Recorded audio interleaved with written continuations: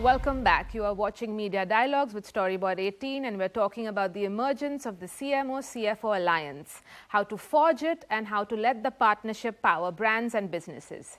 We spoke about alignment, of course. Let me now ask you about, perhaps, given your experience and now, of course, this partnership that you have built, and even your previous experience, perhaps would have given you a keener understanding and even an appreciation for the role of the CMO.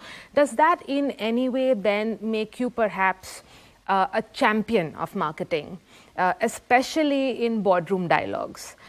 We've been talking about sort of the significance and relevance of the role of the CMO and marketing as a function, especially when times are tough. Has it in any way made you a champion? I would be a strong supporter, but of course it has to be within the parameters of how do we measure this, right? And is it aligned to the ultimate objective that we are working for? So I think with those boundary informations in place, there's complete support. Shubhranshu? I think he's right. I think the way we are structured, first of all, we have another commonality, which is we are both functional horizontals within the business. And our business is structured in several business units. And so he also has a one-to-many correspondence, and I also have a one-to-many, because every campaign that I do is servicing some business objective or the other, and same is with his case. And so I think our full spectrum view of the organization and the priorities is a shared one. My task may be more about customer-facing content and initiatives, and his may be to manage the books and look at the investment and the prioritization. Let me just get in perhaps one more question here, and this would be from sort of an overall perspective in your specific functions and how you lead them. You all have this partnership right at the top. How does that sort of then instill trust and confidence through the ranks? How do you sort of build that partnership at every sort of level of the business? Just a sense of how you work with your teams and how your teams work together. What is the overall view? How does that change things? So again, it is not only because of our tag team partnership, but also the way it is structured. For instance, let's look at procurement, or let's look at financial approvals. There is a well-instituted process by which the proposal gets vetted, and then depending on the quantum of spend, it goes through many levels of approvals, including with a committee, and then eventually goes to Ramanan, and then goes on to our executive director, and so on. You therefore share perspective, you have annotations to make, you have your case to make.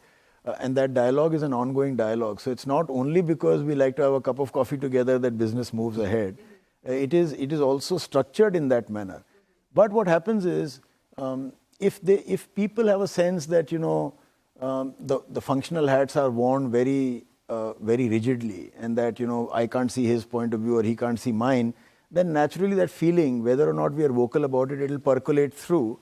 And then people will use that to our advantage or our disadvantage. The fact that we have an open line of communication, talk at least once a day, if not more number of times, that is known to people, and then they feel free to approach him and vice versa. So I have financial resources who sit and work with me on the fixed marketing expenditures, and they know that any versioning that happens, I will have a conversation with him and vice versa. So I think that sorts out a lot of problems in any case. It allows you to sort of embed the function into each other. And also sometimes I think it's not that only he has to bring a proposal to me. Sometimes as N-1 team can also come in, right? They also come, sit down. They also understand the way that we're thinking about some of these things. So next time all those things are incorporated in the appraisals and the projects that kind of come through. So I think it's both a process and a structure in my mind, and that's what is kind of helping us build this further. And the mutual understanding helps, like I mentioned, the case of the influencers. We made a small beginning somewhere in September. He knows that we have to drive greater reach, more content freshness, more language-based content, and an influencer cadre, because the creator economy, Delshad, is booming. If there are a variety of national, regional, micro and nano influencers, A, it works out to be much cheaper, B, they're more enthusiastic, C, they're able to communicate with the right context and in the right languages. It just works out it's a win-win-win where all three of us are concerned. and in marketing, context is a super weapon. So if they're able to get the right context, it just gets the job done that much faster and smoother. I think just on a lighter note, in the beginning he said, I'm a man of few words. But if you take him by the side and ask him the word that he hates the most is why. Okay? Because that's the one that I keep asking every time. Why? Why? Absolutely. And many more conversations over coffee. Thank you so much. It was lovely chatting with you both. And thank you so much for joining us today. Thank you. Thank you. Thank you. Pleasure is all Thank ours. you. Thank you. We've heard from the power duo, and the bottom line is that the partnership between CMOs and CFOs can be invaluable. A collaboration that drives brands and businesses forward by connecting the dots between marketing actions and business outcomes. This powerful alliance creates a winning formula for sustainable success in today's competitive and complex business world. It seems that it's the right time to shed legacy silos and go from foes to friends. Thank you for watching this episode of Media Dialogues with Storyboard 18, and stay tuned for more.